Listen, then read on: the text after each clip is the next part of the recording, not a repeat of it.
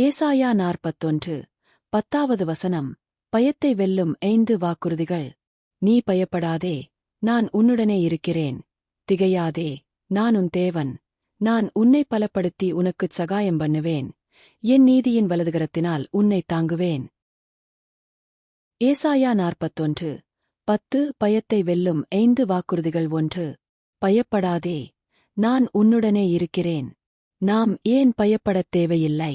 நாம் பலசாலிகளோ அல்லது சூழ்நிலைகள் சாதகமாக இருப்பதோ காரணமல்ல.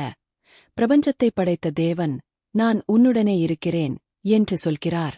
இருளான பள்ளத்தாக்கில் நடக்கும்போது ஒரு சிறுவன் தன் தந்தையின் கையை பிடித்துக் கொள்வது போல தேவன் நம் அருகில் இருக்கிறார். 2.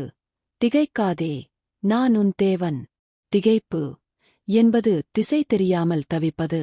இனி என்ன நடக்கும் என்ற கேள்வி வரும்போது கர்த்தர் சொல்கிறார், நான் வேறு யாருடைய தேவனும் அல்ல, உன் தேவன். அவர் நம்மை பெயர் சொல்லி அழைத்தவர். உங்கள் வாழ்க்கை அவருடைய கட்டுப்பாட்டில் இருக்கிறது. 3. நான் உன்னை பலப்படுத்துவேன். சோதனைகள் வரும்போது நம்முடைய சொந்த பலம் தீர்ந்துவிடலாம். ஆனால் நம் பலவீனம் தீரும் இடத்தில் தேவனுடைய பலம் தொடங்குகிறது. நாம் சோர்ந்து போகும்போது அவர் புது பலன் தந்து நம்மை எழச் செய்கிறார். 4. உனக்குச் சகாயம் பண்ணுவேன்.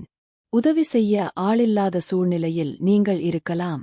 ஆனால் பரலோகத்தின் தேவன் உங்களுக்கு ஒரு சகாயராக வருகிறார். மனுஷர் கைவிட்டாலும் அவர் உரிய நேரத்தில் நமக்குத் தேவையான உதவியைச் செய்ய வல்லவர். 5. என் நீதியின் வலதுகரத்தினால் உன்னைத் தாங்குவேன். வலதுகரம் என்பது அதிகாரத்தையும் வல்லமையையும் குறிக்கிறது. நீங்கள் விழுந்து போகாதபடி தேவன் தமது கரத்தால் உங்களைத் தாங்குகிறார். அவர் பிடித்துள்ள கையை எந்தச் சக்தியாலும் நழுவச் செய்ய முடியாது. சிறு சிந்தனை. இன்று உங்கள் கவலை எதுவானாலும் அதைத் தூக்கி எறியுங்கள். தேவன் உங்கள் கையை பிடித்துக் கொண்டிருக்கிறார்.